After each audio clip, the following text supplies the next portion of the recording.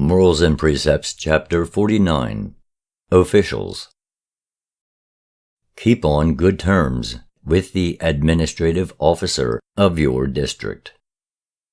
Give him no cause to scrutinize the conduct of affairs under your control. Give him refreshment when he passes your residence, and report faithfully on all matters requiring his attention.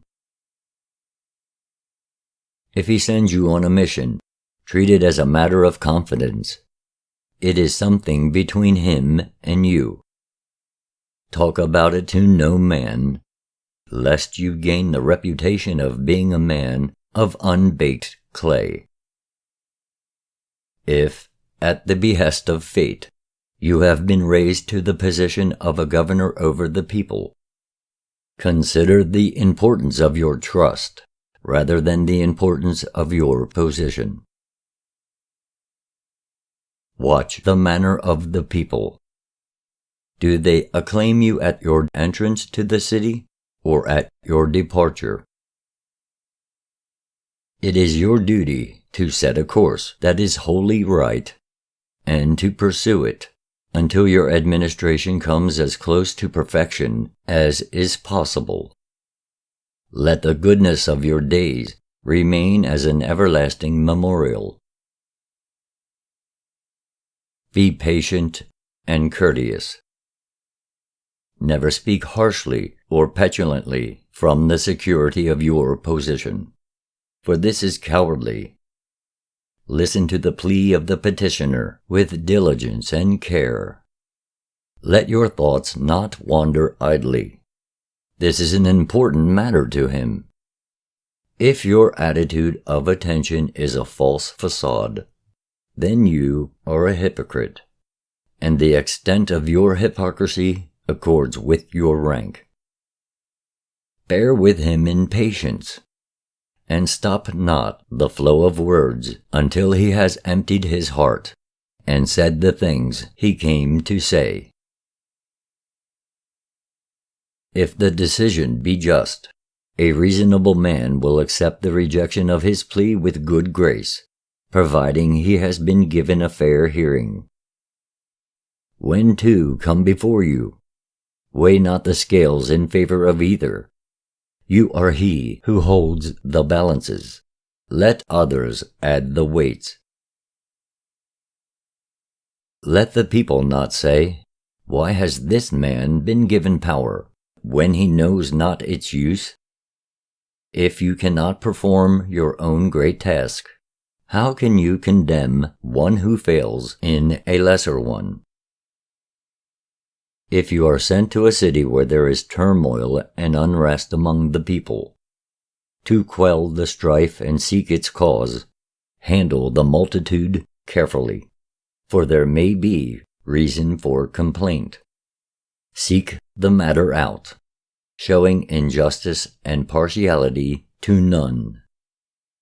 Incline not to those who are powerful, but deliver your findings with indifference. First adjust matters, and then judge. Your first duty is to justice, and it must not be subservient to the power or interest of any man. The governor who, in upholding the statutes of men, turns his face away from justice is a man of evil. Justice is above kings and rulers. The magistrate is not the maker of justice, for it is not a thing made on earth. He is but its servant and administrator. Lawmakers make laws, but they cannot make justice. They can only strive to reach it.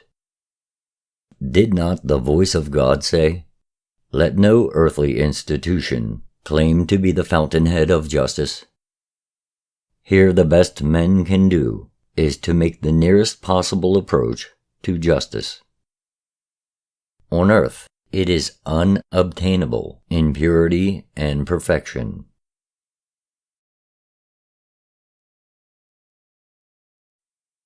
You who are an official, must bear the burden of your office gracefully and with dignity. Be not presumptuous because of it. Is it the result of your own efforts or those of your father? Who had you instructed? Was this done by your own efforts and substance? Bear patiently with the poor man, for he has little on earth to console him. Let your interpretation of justice lighten his days. Never be rude to the inarticulate man, for this displays your unworthiness. Never create trouble for the lowly, for they already have their burden. Let your arm be ever ready to guard the unprotected. Ease the plight of the destitute, and turn not your face from the misery of the hungry. If you turn a hungry man away unsatisfied, and he steal to satisfy the craving within his belly, how can you who are well fed judge him? The good official upholds the statutes of the land with one arm and supports the widow and orphan with the other. He defends the afflicted against the weaklings who oppose them. He interprets the statutes with indifference to the estate and titles of any man. When in his presence all men become equal in rights, he safeguards all that men enjoy. His sympathies are with the lowly and oppressed, and his hand falls heavily on the wrongdoer. It is not sufficient to punish the wrongdoer. You must seek out the cause of his wrongdoing. It may be committed willfully, or in ignorance, or because of the oppression of circumstances. Punishment cannot be meted equally to all men.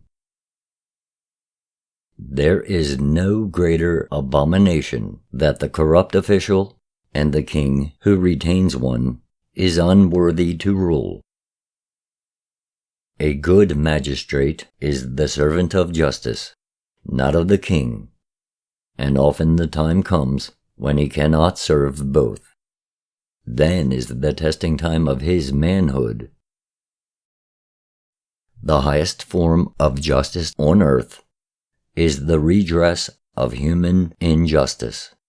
But where is the administrator sufficiently capable?